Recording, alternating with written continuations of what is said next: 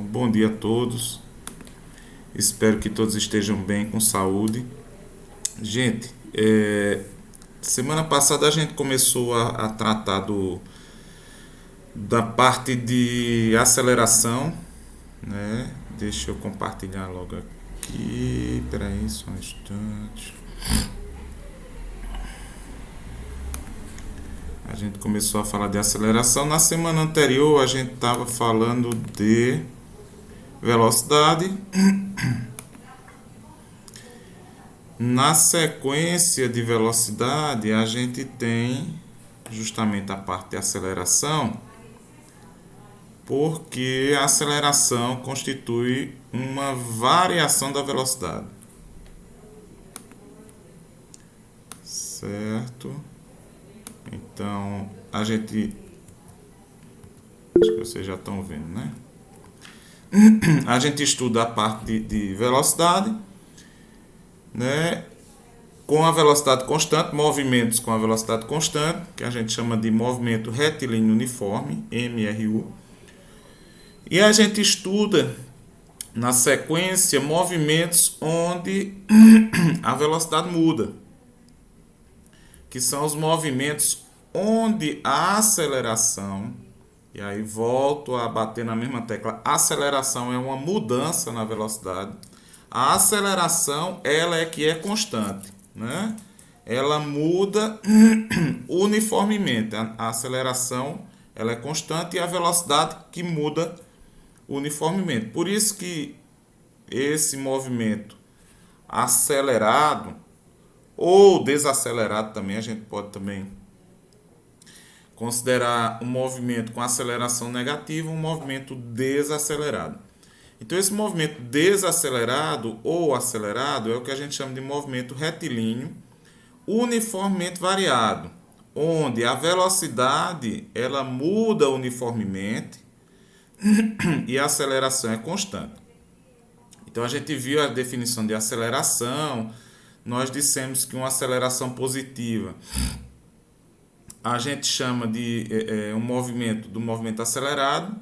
Com velocidade negativa a gente chama de movimento retardado, né? Ou de desaceleração também pode ser.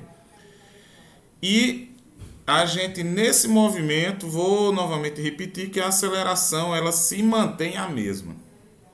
A gente não tem uma aceleração que está mudando, tem uma aceleração que é a mesma. Então, quando eu digo que uma aceleração, deixa eu ver se aqui na frente. Isso. Aqui a gente definiu a aceleração média, que é justamente a variação da velocidade em um determinado intervalo de tempo, uma variação de tempo. A aceleração vai ser dada em metros por segundo ao quadrado, porque a velocidade é dada em metros por segundo dividido por segundo. Então, metros por segundo dividido por segundo, esse segundo da velocidade junto com esse segundo do tempo, ele vai ser segundo vezes segundo, que vai me dar segundo ao quadrado. A velocidade tem que ser dada em metros por segundo e o tempo em segundos, porque senão eu fico com quilômetros por hora dividido por segundo e aí fica o maior abacaxi, né? Dizer que um móvel tem uma aceleração de 5 metros por segundo ao quadrado, por exemplo, equivale a dizer que a cada um segundo que vai passando o tempo, o móvel muda sua velocidade em 5 metros por segundo. Nesse caso, como a velocidade é positiva, ele vai aumentando sua velocidade.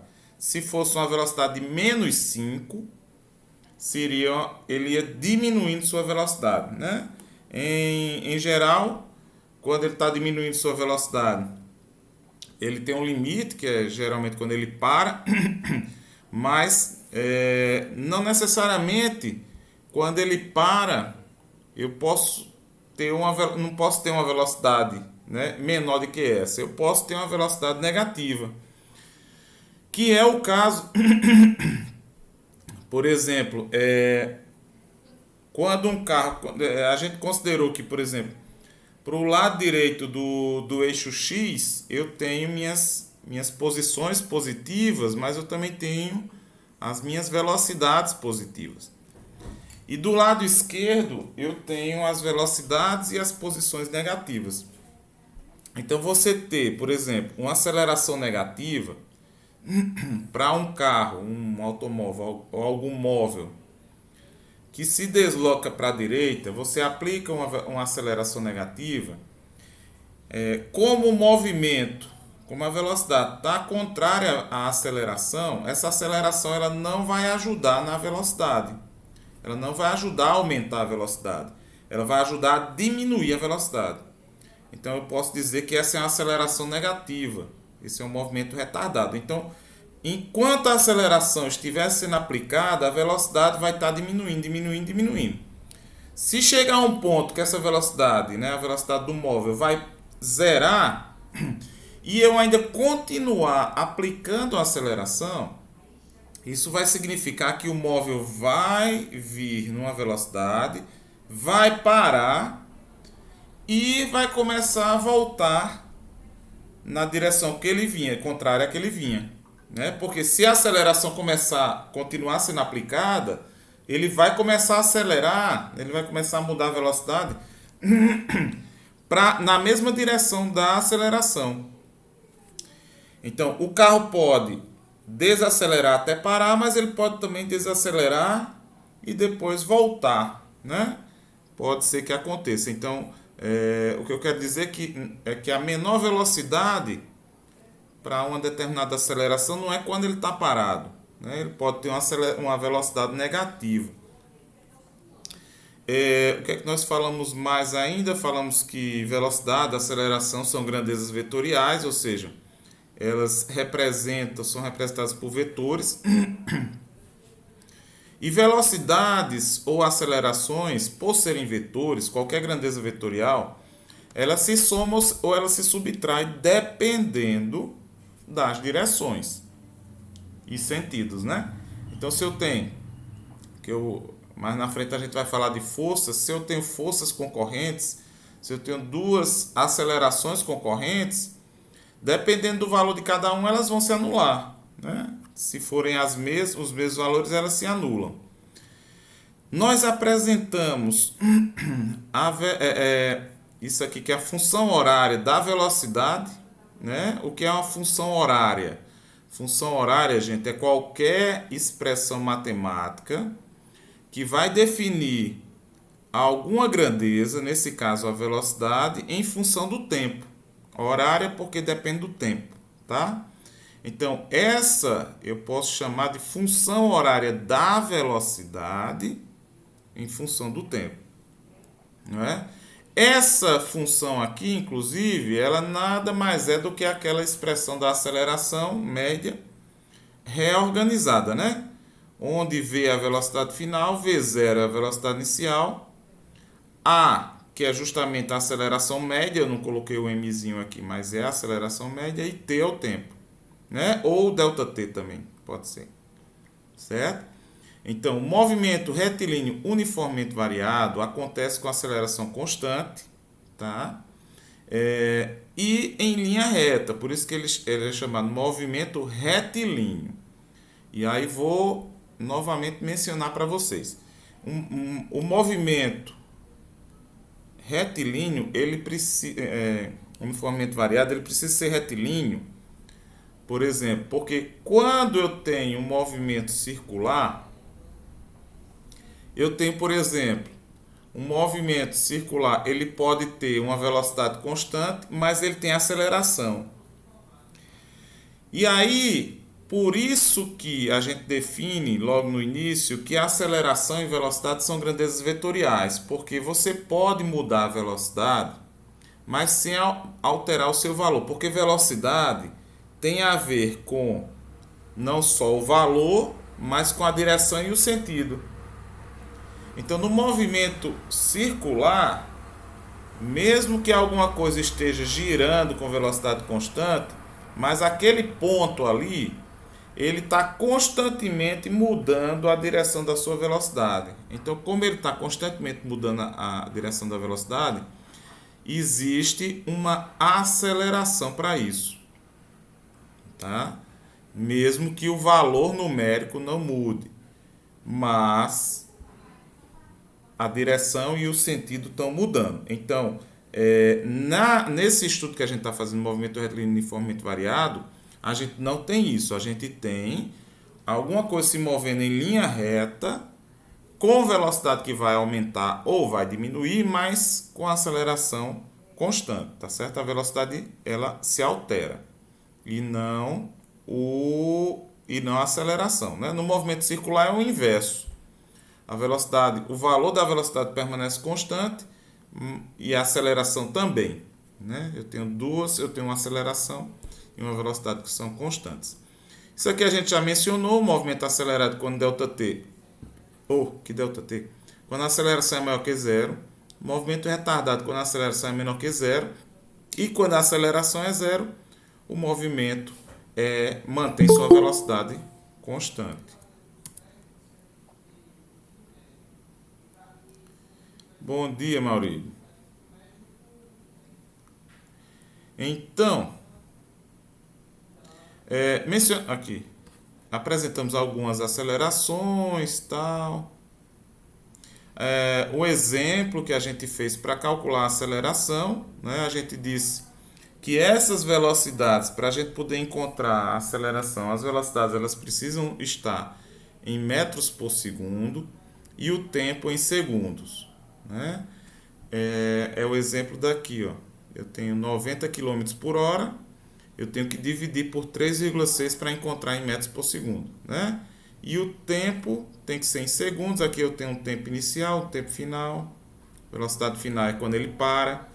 Nesse caso aqui, um automóvel, ele vem com velocidade de 90 km até parar. Vejam que a aceleração dele é negativa, né? Então existe essa lógica, tá? Se o corpo está aumentando sua velocidade, a aceleração é positiva. Se o corpo está diminuindo sua velocidade, a aceleração é negativa. Esse aqui é um outro exemplo que a gente fez também semana passada, né, utilizando a função horária da velocidade, certo? Para eu calcular uma velocidade final, conhecendo a velocidade inicial, a aceleração e o tempo, certo? Se eu quiser escrever somente a função horária, eu não substituo o tempo, eu escrevo assim: velocidade final é igual a 5 mais 4 vezes t, né? Porque o que é que significa? Significa que qualquer valor que eu colocar de t, eu vou encontrar uma velocidade, certo? Então, a função horária, ela não é um número, ela é uma função que quando você joga alguma coisa, você recebe outra, né? Joga um valor, você recebe outro. Você coloca um valor de tempo, você resgata um valor de velocidade final. Essa outra função horária é a função horária da posição, certo? S, ó, em função do tempo. Só que a função horária da posição, ela é a equação de segundo grau. Ela tem um termo em t e tem um termo em t ao quadrado, tá? Então isso significa, ó, a expressão acima constitui uma função quadrática do segundo grau que tem por gráfico uma parábola, tá? Então as posições de um corpo que se movimenta em linha reta, os valores das posições, ele não aumenta linearmente, né? Não aumenta no formato de uma linha, aumenta no formato de uma curva, de uma parábola, tá certo? E da equação da função horária da velocidade e da função horária da posição, a gente pode encontrar uma terceira expressão que a gente chama de equação de Torricelli, né? Que foi encontrada por ele, por Torricelli, que era discípulo de Galileu, né? E que Galileu, claro, estudava bastante essas relações entre a queda dos corpos, né? Aceleração, posição, essa coisa toda. E Torricelli foi um dos que continuou o trabalho de Galileu e encontrou essa parte aqui, essa relação entre a velocidade final, a velocidade inicial, que é ao quadrado, ó, com a aceleração e a variação da posição, que a gente chama de deslocamento, né? Então, na aula passada também, da sexta-feira passada, a gente fez um exemplo, né, onde a gente calculou todos esses termos aqui: aceleração, função horária do móvel. Função horária do móvel, quando eu coloco, é geralmente a função horária da posição, tá certo? Só se for dita a função horária da velocidade do móvel, aí é que vocês usam aquela da velocidade. A velocidade final, a posição do móvel em outro tempo diferente desse, e o deslocamento do móvel, né, para essa velocidade. Então a gente resolveu essas questõezinhas, certo? E isso tudo tá na aula da semana passada, né? Tá gravado. A gente também apresentou o gráfico da velocidade em função do tempo, né? Ó, V em função de t. São retas, porque são representadas por essa função horária aqui da velocidade, tá? Já a da posição é S em função do tempo, são curvas, né? Então, quando a aceleração ela é positiva, você tem uma curva, uma concavidade para cima, e quando a aceleração é negativa, você tem uma concavidade para baixo. Então, e aqui a gente parou, né? Semana passada. A gente deixou para falar dessa parte aqui de aceleração da gravidade justamente hoje, tá certo? Então, a parte de aceleração da gravidade, a aceleração da gravidade é uma aceleração, pessoal, que a gente nasce, cresce, fica velho, morre, e ela é uma aceleração que ela nunca desliga. É igual não, é diferente de uma aceleração de uma moto, de um carro, né, de um caminhão, onde você controla. Quando você aperta, você vai ter a aceleração. Quando você tira o pé, ou você, né, tira o pé, você deixa de acelerar. Então, automóveis têm sistemas de aceleração que ligam e desligam.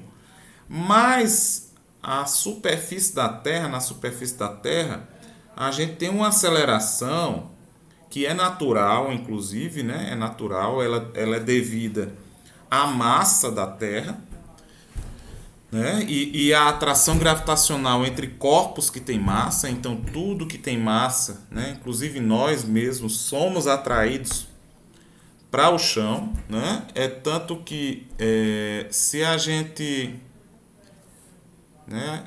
A gente às vezes até esquece que a gravidade existe, mas basta a gente dar um vacilo, escorregar, né? Ou encontrar um buraco, que ela está ali atuando constantemente, gente. Constantemente, a todo instante, a aceleração da gravidade, ela está nos puxando para baixo. Se a gente estiver dormindo, se a gente estiver correndo, se a gente estiver fazendo qualquer coisa. A aceleração da gravidade, ela é uma aceleração que, inclusive, é uma aceleração constante, né?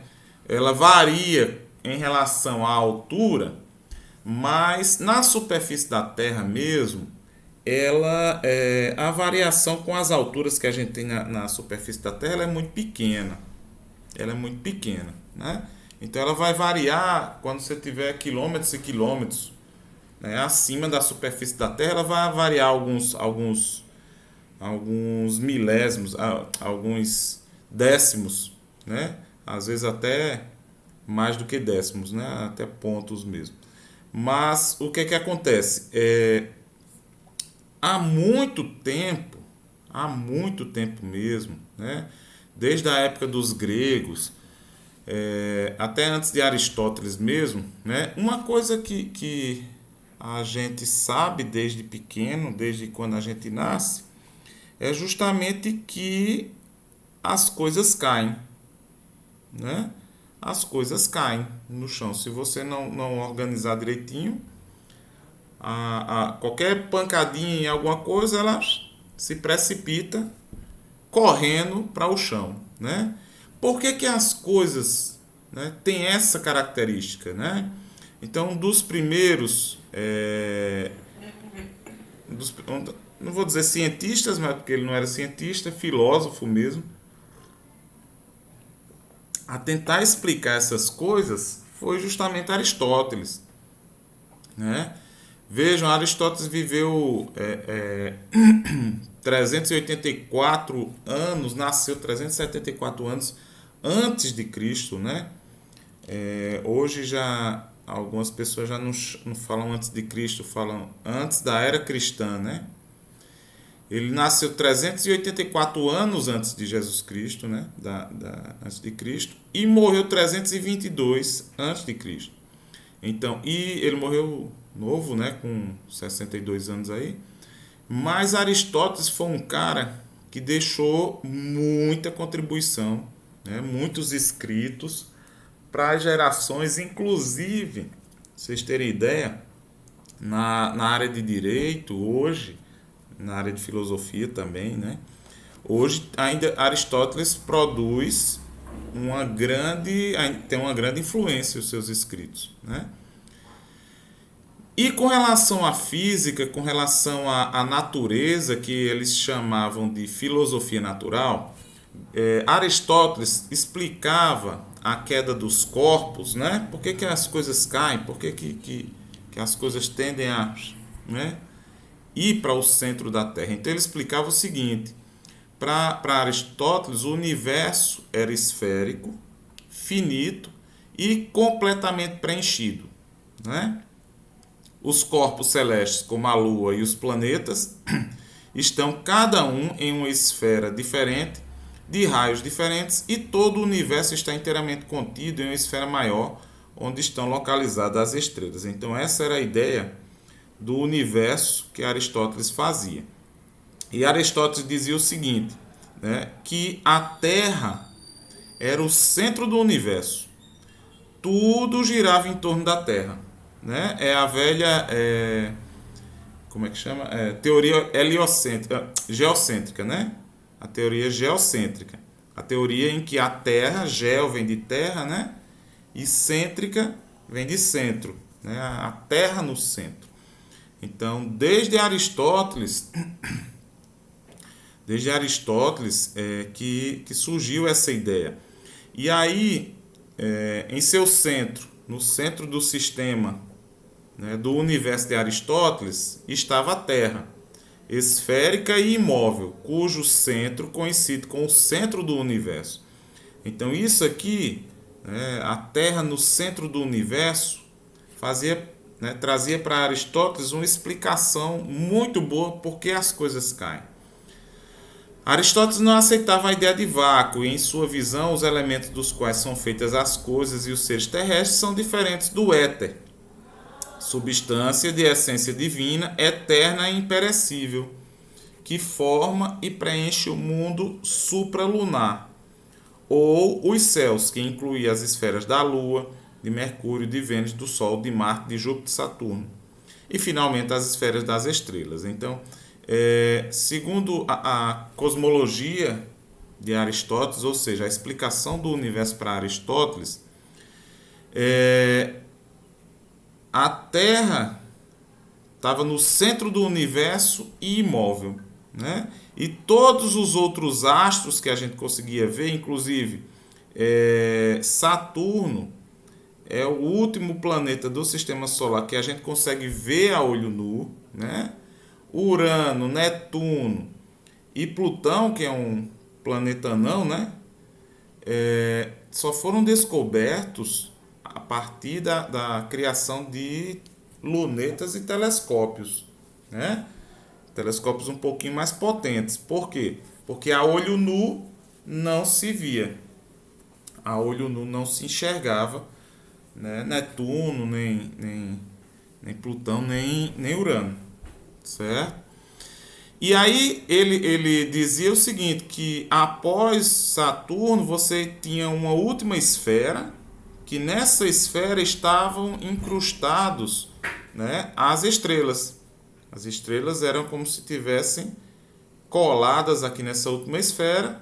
Essas esferas apesar de rígidas, elas eram transparentes, né? Porque aí eu conseguia ver, depois da primeira esfera, eu conseguia ver o segundo, terceiro planeta, quarto, quinto e assim por diante. Então elas deviam ser transparentes. E aí ele dividia as coisas, né, do universo em dois tipos de matéria. Uma matéria que formava os céus, né, os planetas, as estrelas, enfim, formavam essas cascas aí esféricas, que era o éter, que ele chamava de éter, né, uma substância divina. E aí, por ser divino, ele tinha características perfeitas. Então, os círculos eram perfeitos, as esferas eram perfeitas, não existia, por exemplo, imperfeição nem no Sol, nem nos planetas, nem na Lua, enfim. Por outro lado, as coisas supralunares, que ele chamava de supralunares, né, que estavam abaixo da Lua, elas eram feitas de um outro tipo de matéria. Que matéria era essa? Né? Ele já pegou, no mundo sublunar, abaixo da esfera da Lua, não há lugar para o éter, ou seja, não há lugar para a perfeição, e sim para quatro elementos: terra, água, ar e fogo. Não é a teoria dos quatro elementos, de que as coisas eram formadas por esses elementos, pela combinação desses elementos, né, em diferentes proporções. Então, cada elemento ele teria características próprias. Então, por exemplo, esse desenho aqui é bem bacana, porque ele fazia o seguinte: ele dizia, ó, que a Terra ela tinha duas características, era fria e seca. O fogo era seco e quente. O ar era quente e úmido. E a água era úmida e fria, né? Então, cada elemento desse tinha uma característica, duas características na verdade, né? E tinha também outra característica, que era o seguinte: a terra e a água, elas tinham o que hoje a gente chama comumente no nosso dia a dia de peso, né? Elas caem, né? Elas têm, na época eles chamavam de eram corpos graves, que tinham gravidade, né? Daí vem a palavra gravidade, né? Eram corpos que tinham a característica de ser graves. Ser grave justamente era isso de cair. E o ar e o fogo, eles não tinham gravidade, eles, né, tinham outra característica, que era de subir, né? Então, os corpos que eram graves, eles iam, né, em direção ao chão, e os corpos que não possuíam gravidade, eles subiam, né, os elementos. Então, o fogo e o ar não possuíam gravidade, enquanto a água e a terra, sim. E ele dizia, inclusive, que a terra possuía mais gravidade do que a água, porque a água, inclusive, fica em cima da terra, né? Então, tinha toda uma teoria bem bacana, bem organizada, tá? E aí, a ideia de Aristóteles era de que a terra e a água, por serem graves, existiam os locais, os lugares naturais desses corpos. Então, ele explicava o seguinte: por que a água e a terra eles caem, né? Aristóteles, lembrem-se que Aristóteles ele já considerava a Terra como uma esfera, né? Para vocês terem ideia de quanta imbecilidade é você considerar que a Terra é plana, né? Porque 300, né? Um pouquinho menos, 300 e, sei lá, 50 antes de Cristo, o pessoal não tinha dúvida de que a Terra era uma esfera, né? Não tinha. Hoje ainda tem uns imbecis aí, me desculpem aí a palavra, mas ainda tem pessoas que duvidam que a Terra seja esférica. Ah, meu Deus do céu, não dá nem para comentar. Bom, mas voltando lá. Então, como a Terra era esférica e ela estava no centro do universo, Aristóteles dizia que as coisas caíam porque eram feitos, né, em sua maioria por água e terra, e esses dois elementos eles tinham um lugar natural. O lugar natural desses elementos era o centro do universo. Então, quando eles são deslocados do lugar natural deles, eles tendem a voltar ao lugar natural, que é o centro do universo. Então, quando eu desloco, né, uma caneta a uma certa altura, eu estou retirando ela de um ponto mais próximo do centro do universo, né? E por isso que quando eu solto, ele tende a voltar, né? Como se tivesse um elástico puxando, né? Então ele explicava dessa forma a queda dos corpos. Não tinha nada a ver com a gravidade que a gente tem hoje, né? Que a gente imagina hoje, a atração gravitacional, né? Mas era interessante porque todos esses elementos da filosofia de Aristóteles, eles se encaixavam, né? O movimento natural desses elementos sublunares, ou seja, água, ar, fogo e terra, não é um movimento circular e uniforme, reservado ao que é perpétuo e perfeito, que são os planetas, as estrelas, né? Enfim. Mas retilíneo e em direção ao centro do universo, o da Terra, ou seu inverso, afastando-se do centro, que seria o caso do fogo e do ar. Então, ele teria dois movimentos que são naturais. Um que vai na direção do centro da Terra, que, no caso, como a Terra está no centro do universo, vai para o centro do universo.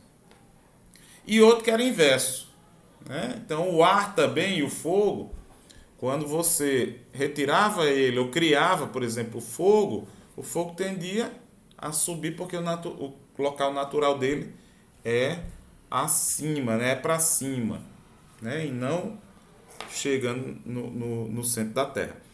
Então, como exemplo, a água é mais leve que a Terra, de acordo com a ciência atual, menos densa, mas ambos seguem seu movimento natural para o centro, estando a água acima da Terra, e assim Aristóteles explica o motivo pelo qual os mares recobrem a esfera terrestre, né? Então ele tinha várias explicações para os fenômenos, né? Entre eles, né, porque a queda dos corpos. Ele dizia que o movimento de queda era na superfície da Terra, né, na esfera supralunar, sublunar, era em linha reta. Então ele dizia que tudo se movimentava em linha reta. E isso, na verdade, é uma coisa que um pouco mais na frente Galileu vem questionar.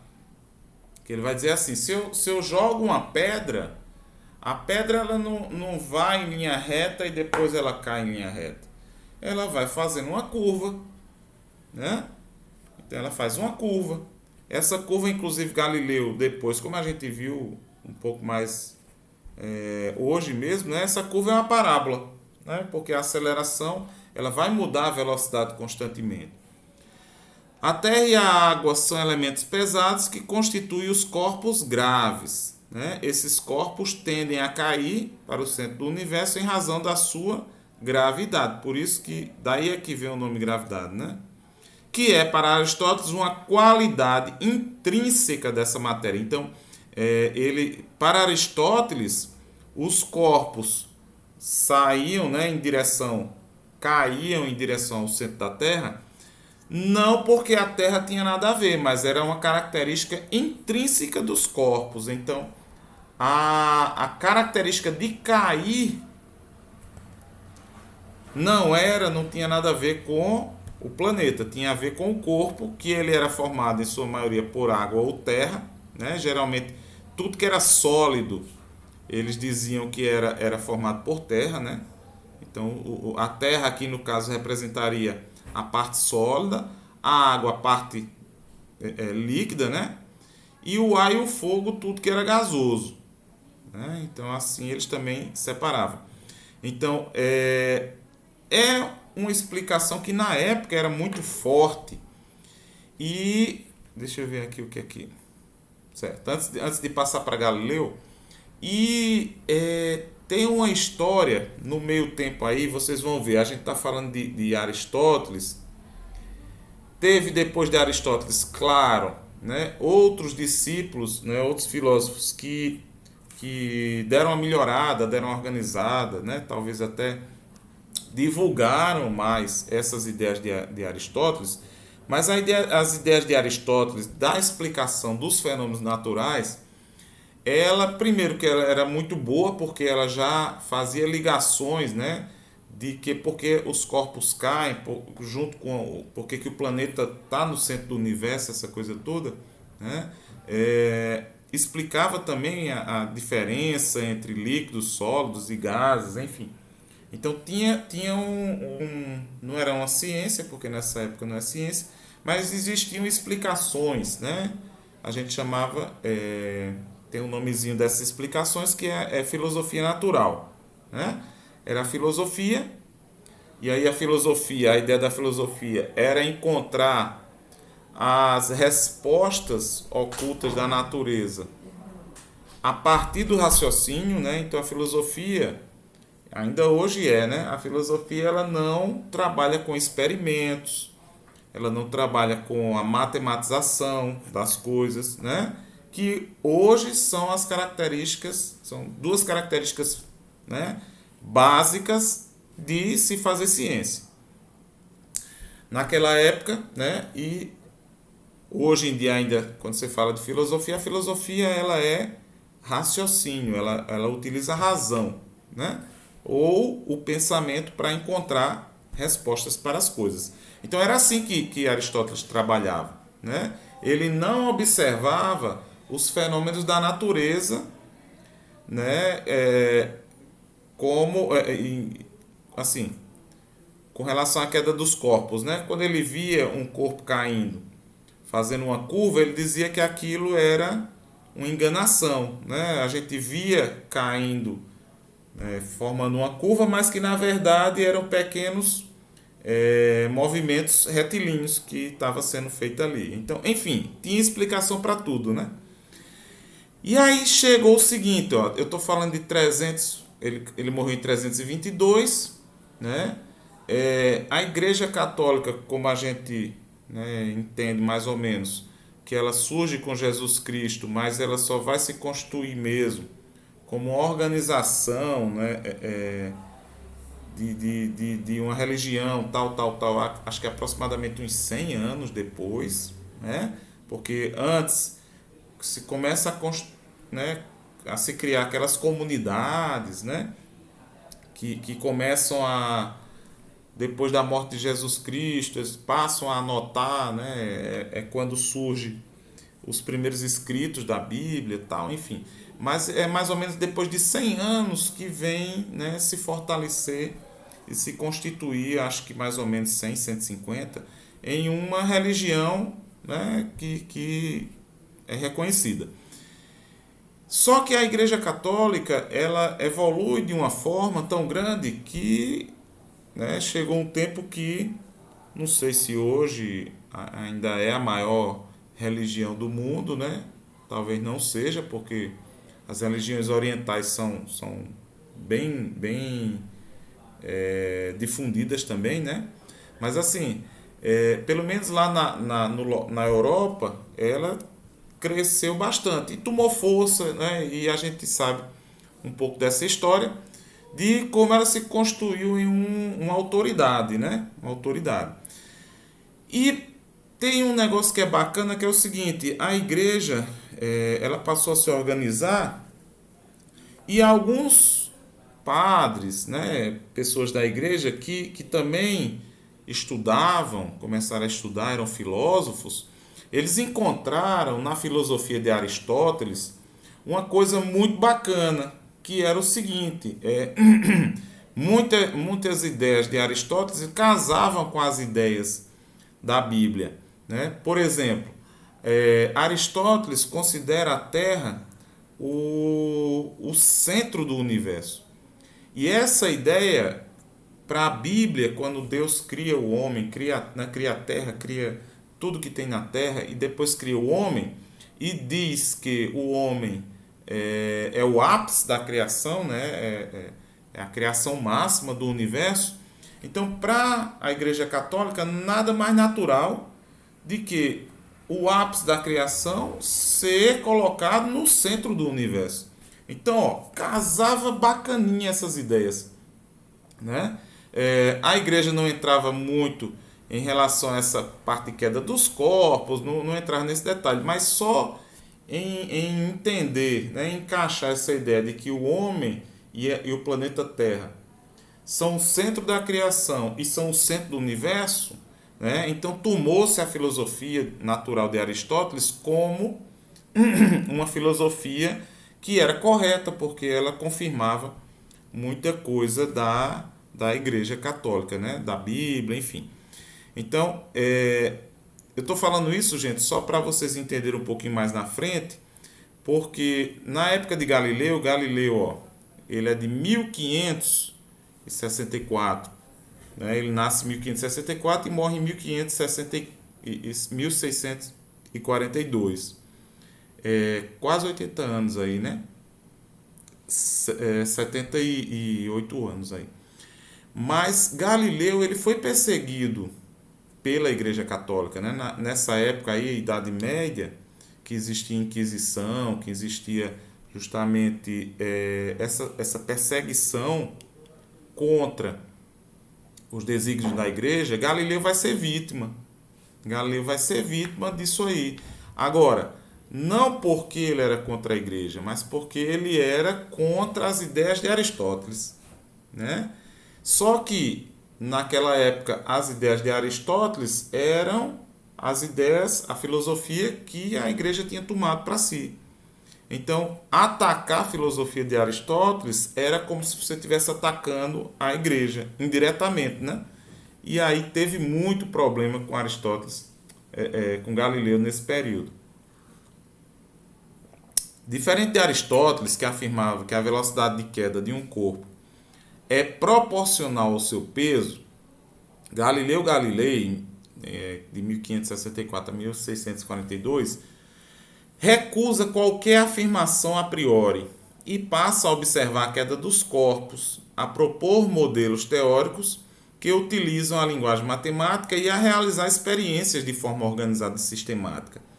É tanto que Aristóteles, Galileu, ele começa a utilizar tanto os modelos matemáticos, né, os modelos teóricos com linguagem matemática, como a realizar experiências para comprovar esses modelos, né, é mais ou menos nesse período e com ele que se inicia a física como a gente conhece hoje como ciência, né? A física como ciência, ela observa, né, os fenômenos, ela propõe modelos teóricos, ela utiliza a linguagem matemática e ela utiliza experimentação também, né, experiências para comprovar se aquele modelo tem previsões ou não coerentes com o que acontece realmente na natureza, né? Então, Galileu começa a estudar a queda dos corpos. Ele discorda de Galileu que os corpos só caminham em linha reta. Ele faz alguns experimentos e ele mostra que uma bolinha, quando ela cai formando uma curva, essa curva é uma parábola.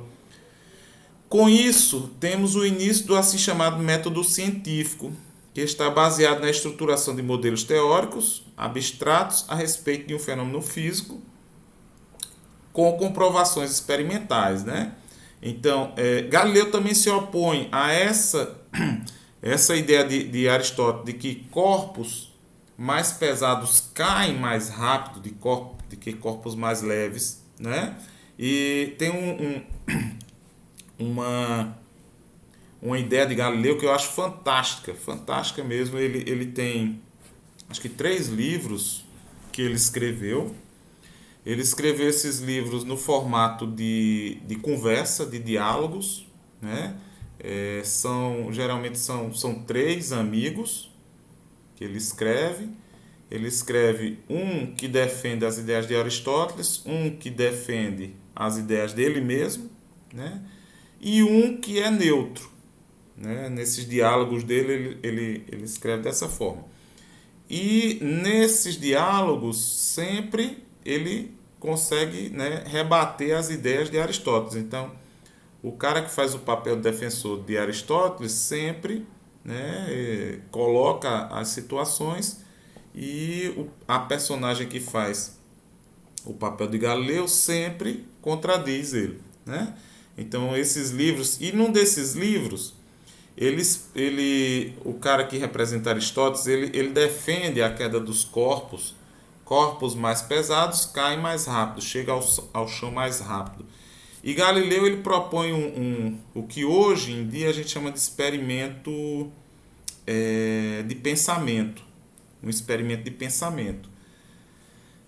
Que Einstein usou bastante, né? Então ele diz assim: vamos supor que a gente tenha duas pedras, uma menor e uma maior, né? Ou seja, uma que é mais pesada e outra que é menos pesada. Pela teoria de Aristóteles, se você soltar as duas ao mesmo tempo, a pesada vai chegar primeiro ao chão e depois vai chegar a mais leve. Beleza, né? Porém, vamos lá. Se ao invés de eu soltar as duas pedras ao mesmo tempo, né, eu amarrar essas duas pedras e soltar as duas juntas, o que é que vai acontecer? Bom, pela teoria de Aristóteles, né, como juntando as duas massas, ela vai ter massa ainda maior, então ela também vai, as duas juntas, ela vai demorar muito menos tempo de que as outras, de que elas separadas, né? Segundo Aristóteles é isso. Como vai ter mais massa, vai cair mais rápido. Mas por outro lado, essa massa pequenininha, ela não vai estar dentro, ela vai estar somente amarrada, né? Na parte de cima. Então essa massa pequenininha, como ela cai mais lento do que essa grande, ela vai atrasar a queda da grande, né? As duas estando amarradas, essa daqui vai cair mais lento, vai atrasar essa daqui. Então é outra conclusão que é contrária à primeira. A primeira conclusão é de que juntando as duas, ela vai cair mais rápido do que elas individualmente. Mas se você for analisar que a pedra pequenininha, ela demora mais, então ela vai atrasar a queda da pedra grande. O que vai acontecer é que a velocidade de queda vai ficar entre a velocidade da pequena e da grande, porque vai ser uma velocidade intermediária, porque essa pequenininha está atrasando a queda da grande, né? Então isso é o que Galileu usa para dizer assim, na verdade, corpos grandes e corpos pequenos, eles todos caem com a mesma velocidade, com o mesmo tempo, de uma mesma altura, né, claro. E aí ele usa esse argumento para, né, quebrar a ideia de Aristóteles, dizer que a ideia de Aristóteles ela é errada. Corpos, né, na superfície da Terra submetidos à mesma aceleração, eles caem com a mesma velocidade, eles chegam ao chão no mesmo tempo. E aí Galileu, na época, ele já menciona que o ar, ele, em algumas situações, ele atrapalha a queda, né? O atrito com o ar. Ele fala exatamente dessa forma, né? Ele diz que o ar pode atrapalhar, mas se você tiver um local onde você não tenha, né, uma atmosfera, dois corpos de massas muito diferentes, eles vão cair sim ao mesmo tempo, né? E aí tem um pequeno vídeo dos astronautas lá na Lua, né? Que o cara, eu não sei qual é o dos astronautas, nem sei qual foi a missão, mas que ele pega uma pena e um martelo e ele solta os dois, e na superfície da Lua, como a gravidade, primeiro, que é menor do que a da Terra, segundo, que não tem atmosfera, né, ou tem uma atmosfera muito pequenininha, então não atrapalha. Então você vê realmente o martelo e a pena sendo acelerados os dois juntos e chegando ao chão ao mesmo tempo, né? Então é muito bacana esse videozinho. Vocês procurem na internet, que tem no YouTube. Tem esse videozinho, dá pra gente ver, né? E tem outros também de queda dos corpos na Terra em tubos onde foi retirado o ar, né? Em tubos feito vácuo. Então, o modelo permite a descoberta de consequências necessárias das hipóteses que lhes foram impostas. Então, esse é a questão do modelo de Aristóteles, né? Das ideias de Aristóteles. Galileu mostrou que se houvesse a previsão... Fala. Oi? Até umas 10 e pouco. Ah, tá. Beleza, Edvaldo. Ele mostra que, pelo modelo de Aristóteles, que os corpos que com massas diferentes caem com velocidades diferentes, ele mostra que você tem duas consequências que são totalmente distintas. Se você olhar pela soma das duas massas, o corpo vai cair mais rápido do que os outros individualmente. E se você olhar individualmente os corpos amarrados, você vai ver que eles vão cair mais lentos do que o próprio corpo maior, né? Então, as ideias de Aristóteles, o modelo de Aristóteles leva para duas conclusões que são contraditórias. Não pode ser, um corpo não pode cair mais rápido e mais lento ao mesmo tempo. Não pode, né? Então, isso significa, segundo Galileu, né, e segundo a ciência moderna hoje, significa que essas ideias estão erradas. Todos os corpos na superfície da Terra, eles caem com a mesma velocidade, no mesmo tempo, né, desde que não tenhamos ar atrapalhando, não tenhamos um vento que atrapalhe, né, uma aerodinâmica que atrapalhe, né? Quando a gente fala que os corpos caem com a mesma velocidade, com o mesmo tempo, a gente está falando de corpos que não são, por exemplo, penas, né? Então, você pega duas pedras, por exemplo, uma maior e outra menor. Sobe, sei lá, em uma escada e solta. Ao mesmo tempo, de uma mesma altura, eles vão chegar ao mesmo tempo, no mesmo instante, né? Lá no solo, né? Se também o solo também tiver a mesma altura, né? Se tiver um maior e outro mais baixo, não vai chegar. Então, essa conclusão é de Aristóteles, é de Galileu, né? A gente está aqui, ó, a gente está quase 500 anos, né, do nascimento de Galileu. Estamos em 2022. Então, 40 e poucos anos, há 460 anos atrás, né? Um pouquinho menos, porque aqui 460 foi quando Galileu nasceu, né? Quando ele começou a escrever seus trabalhos, ele já estava um pouquinho mais velho. Mas aí o que é que acontece? Galileu teve outra coisa também que foi super importante na batalha de Galileu contra Aristóteles, contra as ideias de Aristóteles, né? A gente mencionou como Aristóteles imaginava o universo, e Galileu ele escutou falar de um instrumento construído na Holanda a partir de vidro polido, né, da criação de lentes a partir do polimento de pedaços de vidro, que ampliava as coisas, né, Então, já existia, inclusive, vocês, por exemplo, Galileu é de 1500, né? Antes de 1500 começaram as navegações. Então, quando Galileu nasceu, fazia 64 anos aproximadamente que o Brasil tinha sido descoberto.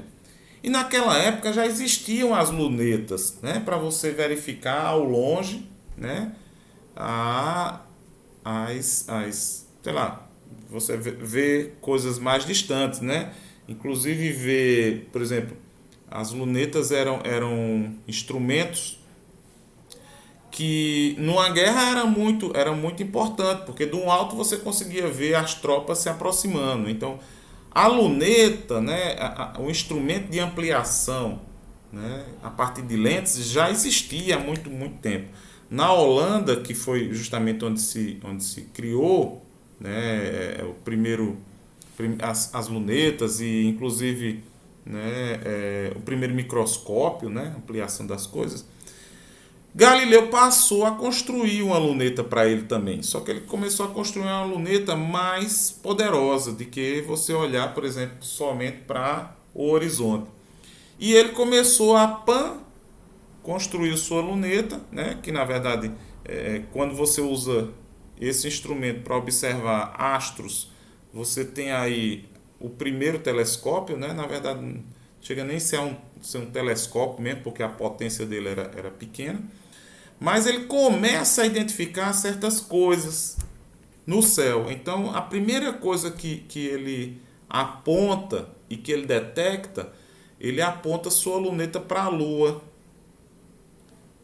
E o que é que ele observa? Ele observa que a Lua não é uma superfíciezinha lisa, né? E perfeita, como Aristóteles dizia, que os corpos, né, celestes, que eram constituídos pelo éter, que era uma substância perfeita, não deveria ter imperfeições. E aí Galileu verifica que existem montanhas, que existem crateras, né? Inclusive ele é um dos que acha, né, já supõe que as crateras da Lua são meteoros que caíram lá, que se chocaram e produziram aquelas crateras, enfim. E aí ele começa a utilizar a sua luneta, seu telescópio, para verificar outras coisas. Então, por exemplo, ele verifica que Vênus tem fases como a Lua, né? Ele verifica que Júpiter tem luas, ele consegue identificar 4 luas e ele nomeia essas luas, né? E ele inclusive mede o período dessas luas. E aí é também uma questão que Aristóteles dizia que tudo gira em torno do centro do universo. E aí Galileu diz que não, que existem luas que giram em torno de Júpiter, né? E não necessariamente em torno da Terra. E aí ele começa, esse livro dele é Siderius Nuncius, que é o mensageiro das estrelas, né? O mensageiro sideral. Ele coloca todas essas descobertas. Outra descoberta que ele faz também é de que o Sol não é, sua superfície não é lisa também, bonitinha. O Sol possui manchas solares, né? Que hoje em dia sabe-se que é em função dos grandes campos magnéticos que tem na superfície do Sol, né? O Sol na verdade é uma bola gasosa, bastante gasosa, talvez o núcleo do Sol que seja líquido, que seja líquido, mas toda a parte externa, né, ela está, na verdade, não é nem no estado líquido, é no estado, o núcleo, ele está no estado que a gente chama de condensado, né, o quarto estado da matéria, não é condensado não, gente, é eita, agora eu esqueci. Quarto estado da matéria, que é o plasma, né? O estado plasmático, que é um gás que ele não está superaquecido só. Ele está tão aquecido, suas moléculas estão tão agitadas, que você não tem elétrons circundando o núcleo atômico. Esses elétrons eles estão soltos e os núcleos atômicos também estão soltos. Então esse é o centro do Sol, né? E a sua superfície é gasosa. Então, ele vê que o Sol tem manchas. E aí ele começa a escrever isso. E aí um dos resultados que ele consegue é chamar a atenção da igreja para isso. Inclusive Galileu era católico, ele nunca atacou, né, nem padres, nem bispos, nem ideias da igreja.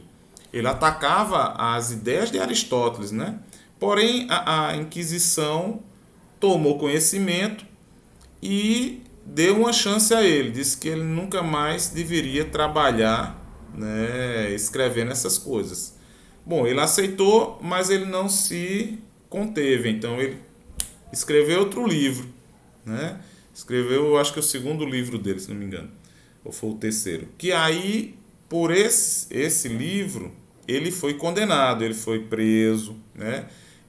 Por conta dessas pesquisas dele com o sol, ele queimou a retina dele, né? Galileu morreu cego, porque de tanto olhar para o sol, e aí vocês não podem, né, gente, olhar diretamente para o sol, e ele olhava, ainda mais com uma luneta, ele terminou seus dias cegos.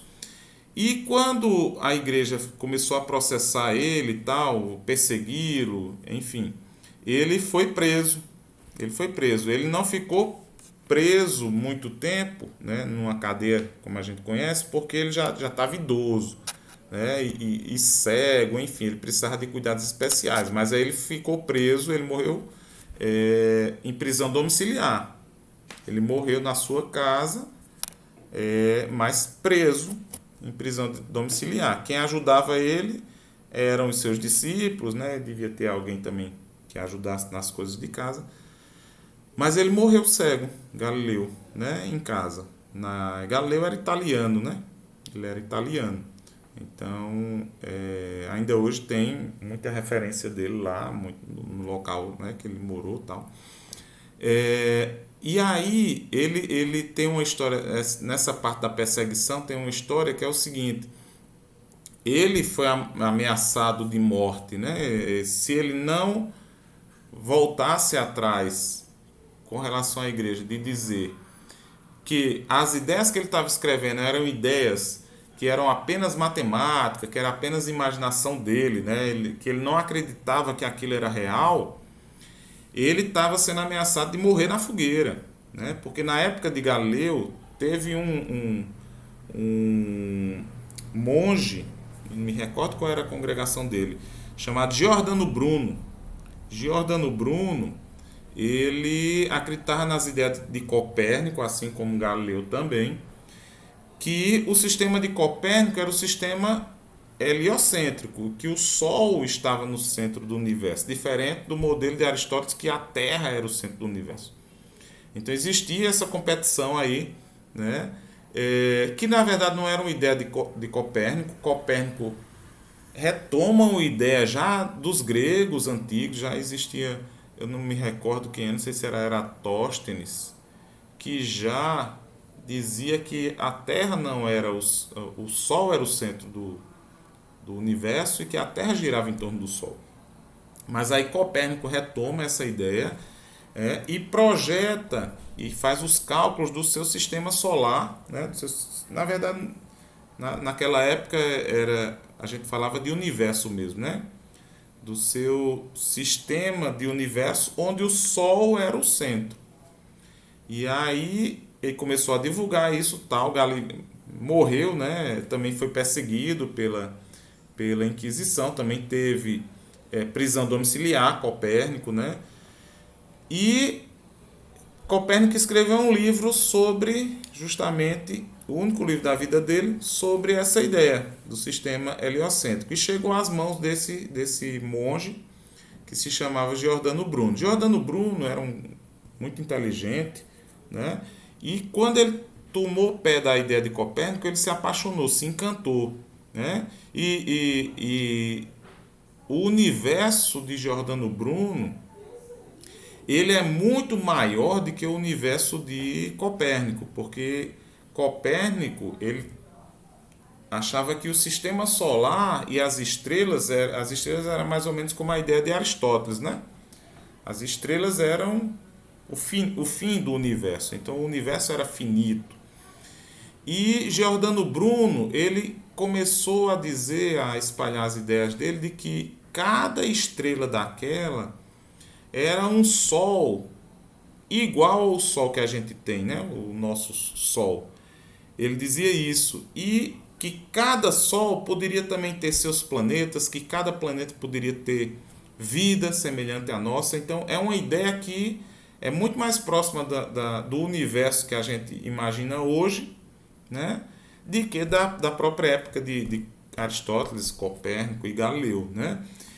Rapaz, quando Giordano Bruno começou com essas ideias, a igreja bateu em cima dele e para ele foi muito pior, porque ele era da igreja, ele era monge, eu não me recordo qual era, não sei se era beneditino ele, era muito pior, porque uma pessoa da própria igreja questionando as ideias de Aristóteles, né, que sustentavam a filosofia da igreja, era pior ainda. E Giordano Bruno foi preso, foi torturado, foi obrigado a, né, ele teve várias oportunidades de desdizer o que ele tinha escrito, né?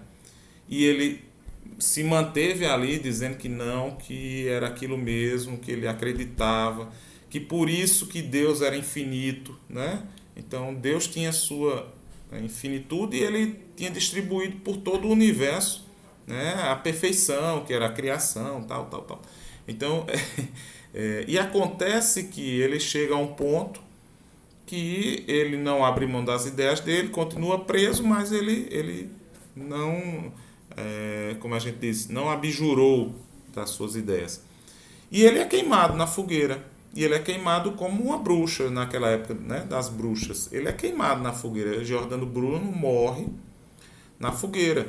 E Giordano Bruno era da época de Galileu. E, consequentemente, Galileu deve ter visto, né, sabido dessas histórias. E, obviamente, que ele ficou com medo. Né? Galileu ficou com medo. E ele chegou, sim, a dizer, a assinar uma carta dizendo que tudo que ele tinha pesquisado não passava de imaginação, tal, tal, tal, tal, que aquilo não era realidade, enfim. Ele bateu pino, né? Galileu bateu pino. É tanto que ele também foi excomungado da igreja, né? E, se não me engano, foi agora, em 1980 ou 90, não me recordo bem, depois eu vou até procurar, que a igreja reconheceu que cometeu um erro excomungando Galileu. Para vocês verem, né? 400 e tantos anos aí depois, Galileu volta, deixa, né? Foi excomungado, aí desexcomungaram Galileu. E ele, né? Mas já tinha morrido há muito tempo, né? Já tinha sofrido as consequências. E ele é perdoado pela igreja, né? A igreja perdoa o que ele fez e retoma ele para os quadros da igreja. É um ritual, né, que não tem, não vai trazer de volta a vida de Galileu, mas enfim, é uma curiosidade aí. Posso dizer que Galileu libertou a ciência das essências aristotélicas e da magia medieval. Por mais de 2000 anos havia impedido seu desenvolvimento. Então, Galileu, ele dá aquele start, e depois de Galileu, os estudos com relação à gravidade, ao universo como um todo, continuam, né? E um dos avanços seguintes vai ser com Kepler, né? Que também estuda o movimento dos planetas, tal. E logo em seguida com Newton, né? Isaac Newton. Galileu ele morre em 1642, no mesmo ano em que Newton nasce. Newton nasce em 1642. Então, um vive um período, né? Quando um morre, o outro nasce. Então, eles não se conheceram. Newton não teve contato direto com Galileu, mas teve contato com os escritos de Galileu, né? Newton teve contato sim com as ideias de Galileu, e a partir das ideias de Galileu ele continua os estudos, né, das leis de Newton, etc, etc. Com relação, pessoal, à queda dos corpos, a gente vai trabalhar com a queda livre, que é a queda livre de um corpo, é um movimento que a gente chama quando um corpo ele é abandonado de uma certa altura, com velocidade zero, né? Ele começa seu movimento com zero, quando ele é abandonado ele começa a acelerar. Então, no mesmo instante em que ele é solto, ele começa a cair. Por quê? Porque já tem uma aceleração ali puxando constantemente. Ele não cai quando ele está seguro, porque tá seguro, né? Mas no momento em que ele é solto, a aceleração já está puxando ele faz tempo. A queda livre é um movimento qual o corpo é abandonado em uma certa altura e cai acelerado, exclusivamente por efeito da gravidade. O inverso da queda livre é o lançamento vertical para cima. Então, quando você tem alguma coisa que você joga e a coisa sobe até uma certa altura, onde o corpo é lançado com a velocidade inicial e sofre somente a aceleração da gravidade. No estudo de ambos os movimentos, é desprezada a força de resistência do ar, ou seja, o atrito com o ar. Assim, serão movimentos retilíneos, com aceleração constante, onde a aceleração é a aceleração da gravidade, né? Onde a gente vai utilizar um valor, né, de 10 metros por segundo ao quadrado. Esse valor é mais próximo de 9,8, mas a gente arredonda para usar, né, como 10. Ou seja, são casos particulares de um movimento retilíneo uniformemente variado. A queda livre são casos particulares de um movimento retilíneo uniformemente variado. Portanto, serão aplicadas as mesmas expressões, as mesmas equações do movimento retilíneo uniformemente variado. Isso aqui é apenas uma chargezinha, mas deixa eu ler aqui para vocês. Na queda livre, a aceleração da gravidade colabora com o aumento da velocidade do corpo em queda. Ou seja, a aceleração é positiva. Ou seja, para um corpo que está caindo, a aceleração ajuda ele a aumentar a velocidade. Quando já no lançamento vertical, a aceleração da gravidade ela atrapalha o movimento. Ou seja, quando você joga alguma coisa para cima, a aceleração da gravidade ela vai diminuir a velocidade do corpo, que está se deslocando de baixo para cima. E aí, nessa situação onde o corpo está subindo, eu considero a aceleração como negativa. Ela está atrapalhando, ela está dificultando, ela está diminuindo a velocidade, certo? Por isso que o corpo, para poder ele começar a subir, ele já precisa sair com uma velocidade que seja diferente de zero. Ele tem que ser lançado com a velocidade inicial diferente de zero. Porque se está aqui, ó, um corpo com velocidade zero, naturalmente ele não vai subir. Naturalmente ele cai, mas subir ele não vai. Por quê? Porque a aceleração da gravidade está sempre assim, ó, para baixo, para baixo, para baixo. Por isso que naturalmente ele cai, mas ele naturalmente ele não vai de repente começar a subir. Então você precisa, ou alguma coisa precisa aplicar uma força e uma velocidade inicial para cima. E aqui tem uma pequena chargezinha de Mafalda, né? Que ela encontra um amigo que está com foguete. Que bonito, ele sobe muito. Aí o amiguinho disse: "Oh, até o céu." Aí a Mafalda diz: "Deixa eu ver." Aí quando ele aperta aqui o botão, o foguetezinho, né, só faz essa curvinha aqui e já cai. Eles inclusive estão olhando para cima, né, porque esperava que o foguetinho fosse até lá em cima. Quando eles veem, aí o menino diz: "Acontece que em questão de altura, o céu é um exagerado. Então a culpa é do céu, que está muito alto, né?" Então, gente, na queda livre a gente vai fazer isso aqui, ó. A gente vai usar as equações do movimento retilíneo uniformemente variado, que são aquelas três. A da velocidade, né? Mas a gente vai fazer algumas adaptações. A aceleração A, que a gente tinha V igual a V0 mais AT, eu vou substituir por G, que é a aceleração da gravidade. Então eu vou escrever da mesma forma V igual a V0 mais G vezes T. E as posições finais e iniciais, que eu representava por S, eu vou substituir por alturas Y e Y0. Tá? Então, às vezes a gente também escreve X e X0, eu vou representar por Y e Y0. Tá? Então, Y é igual a Y0 mais V0T mais, ó, novamente G dividido por 2T ao quadrado. E aqui, V ao quadrado igual a V0 ao quadrado mais 2 vezes G vezes delta Y. Aqui, inclusive, está errado. Delta Y. Né? que é a variação da altura aqui. Certo? Bom, um experimento simples aqui que eu vou deixar para fazer semana que vem com vocês, porque vocês vão estar aqui, certo? E aí eu explico na semana que vem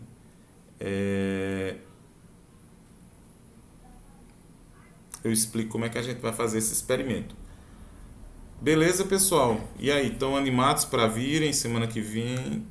A gente vai ter... Semana que vem, pessoal, eu estou querendo fazer uma revisão, né? Já coloquei, acho que para vocês, semana passada. Que semana que vem eu vou fazer uma revisão e na outra semana é que a gente vai fazer uma prova. Tá certo? Vai ser uma prova presencial, em sala de aula, tá certo? E aí eu espero que vocês estejam por aqui, vocês venham, tá bom? Semana que vem a gente faz essa revisão, vou levar umas atividadezinhas para vocês fazerem, eu corrijo, né? E depois a gente faz, na semana seguinte a gente faz a avaliação, beleza? Pois era isso, pessoal, agradeço aí a presença de vocês, já vou parando aqui a gravação, desejo um ótimo fim de semana